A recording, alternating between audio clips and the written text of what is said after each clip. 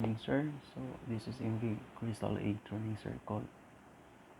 As you can see in the um, in the drawing, so illustration. So the tactic we have here the tactical diameter and transfer, and we have in the left side maximum force.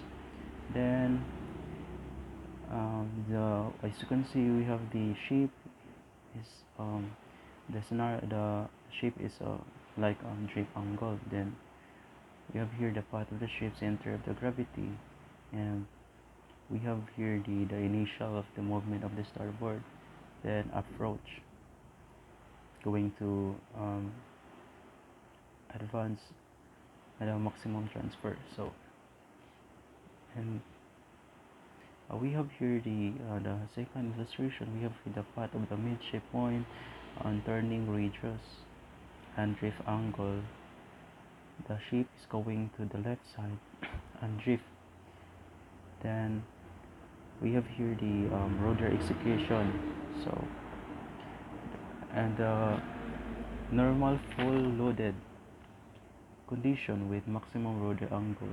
We have here the transfer diameter of 0.411 nautical miles and transfer diameter to 0.54 nautical miles. So as you can see, the ship is going to in the starboard side. The ship is going to the right. Then it decreases speed of 7.0 knots. Then and going and drifted. So we have here 11.24 knots and 6 to 24. So we in the left side to the port. So we have here 16.9 knots and 11 knots to 411. 4 minutes and seconds. Yeah. So 9.7 knots to 619. So we have here the approach of the ship. So the port is 25.52 knots, then the starboard is 25.52 knots. So they are the same. This is the normal full loaded condition with maximum rudder angle for the ahead RPM. So the turning to port side and turning to starboard side. So the difference between turning to port side and turning the starboard side are the speed during the turning and transfer diameter and the time. So the ballast condition, full loaded condition, the difference between ballast and full loaded condition is that on the ballast condition it will be faster and easier to turn than on the full loaded condition because it will be heavier.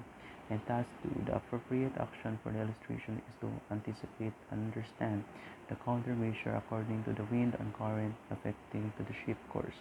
For the illustration, I will correct the ship course to starboard side to avoid to be aground and maintain safety of navigation and to steer the ship with its correct ship heading. So in task 3, we have here human factor. So a delay in time between your given and destination, it will be affect how you intended to move your ship. This is caused by human factors because the individual you are in ordering may have different responses depending on their training and ability to perform the job, or the orders have to be relayed by an officer to the helmsman, which are bad practice that should be avoided so that the conning officer should be able to give his order directly to the helmsman. We have here the task for there are 4 questions. Question number 1: why and how does squat effect takes place? The ship float in water because of the one simple reason. There is no net force acting to the ship. Now it is not there, and no forces acting to the ship.